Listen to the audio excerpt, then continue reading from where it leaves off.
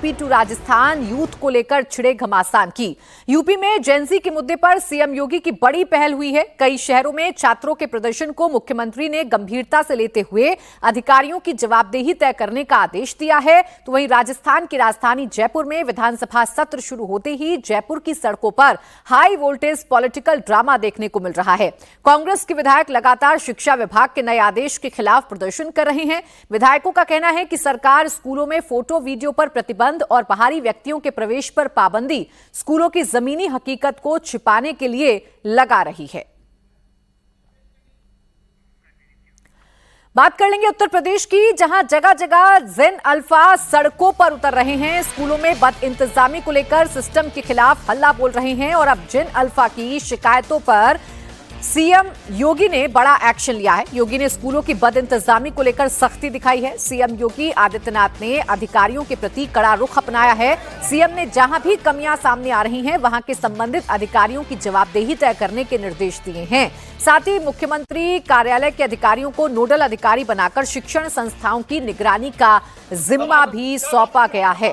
दरअसल लखनऊ, उन्नाव, आजमगढ़, हमीरपुर, कन्नौज, फतेहपुर, मुरादाबाद, अमेठी, महोबा ये वो जिले हैं जहां जेन अल्फा सड़कों पर उतरकर स्कूलों में हो रही बदइंतजामी के खिलाफ हल्ला बोल रहे हैं।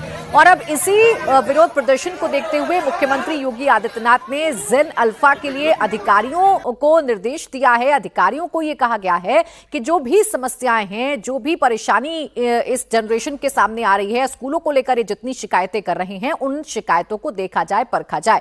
विशाल प्रताप सिंह मेरे सहयोगी इस वक्त जुड़ गए हैं ज्यादा जानकारी के साथ। विशाल, ये कितना बड़ा फैसला मुख्यमंत्री का है और इसका क्या प्रभाव उत्तर प्रदेश में पड़ने जा रहा है?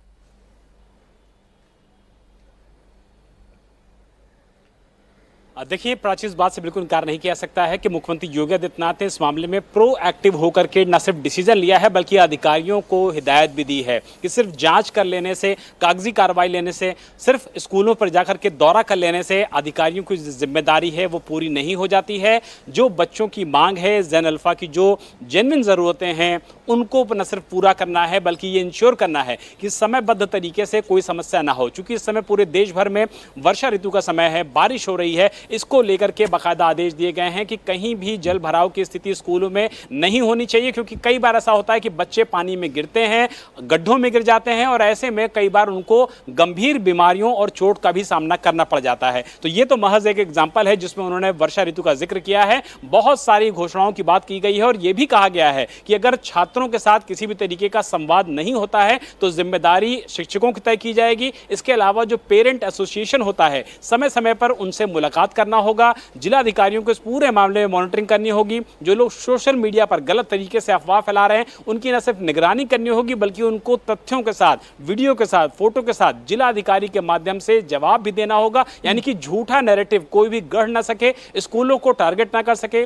सरकार की छवि को बदनाम करने की कोशिश ना कर सके। इन सारे इंतजामों के साथ मुख्यमंत्री योगी आदित्यनाथ ने मुख्यमंत्री कार्यालय को भी न सिर्फ पूरी जिम्मेदारी दी है बल्कि कई सारे नोडल अफसरों की नियुक्ति भी की गई है। बहुत जल्दी जो नोडल अफसरों की नियुक्ति हो रही है इसको लेकर के जो आदेश है वो आदेश भी सामने आ जाएगा। लेकिन मुख्यमंत्री कार्यालय के जरिए इस पूरे मामले की निगरानी ये दिखाता है कि इस पूरे मामले को लेकर के मुख्यमंत्री योगी आदित्यनाथ कितने ज्यादा संजीदा हैं, कितने ज्यादा संवेदनशील हैं। और इससे भी इनकार नहीं किया सकता है क्योंकि आने वाला समय उत्तर प्रदेश में चुनाव का रहेगा तो विपक्ष लगातार ऐसे मामलों को मुद्दा बना रहा है। तो विपक्ष के हाथ से एक बड़ा मुद्दा, ठीक है विशाल, देखिए विपक्ष के लिहाज से देखें तो सरकार इस बड़े मुद्दे में किसी भी सूरत हाल में विपक्ष को पॉइंट्स नहीं देना चाहती है, इसलिए योगी आदित्यनाथ ने फैसला लिया है। लेकिन अगर बच्चों के लिहाज से समझें विशाल, या जेन अल्फा के लिहाज से समझें तो इनकी शिकायतें क्या हैं, इनकी मांगे क्या हैं और क्या सरकारी स्कूल के बच्चे ही प्रदर्शन कर रहे हैं या प्राइवेट स्कूलों के बच्चे भी इसमें शामिल हैं?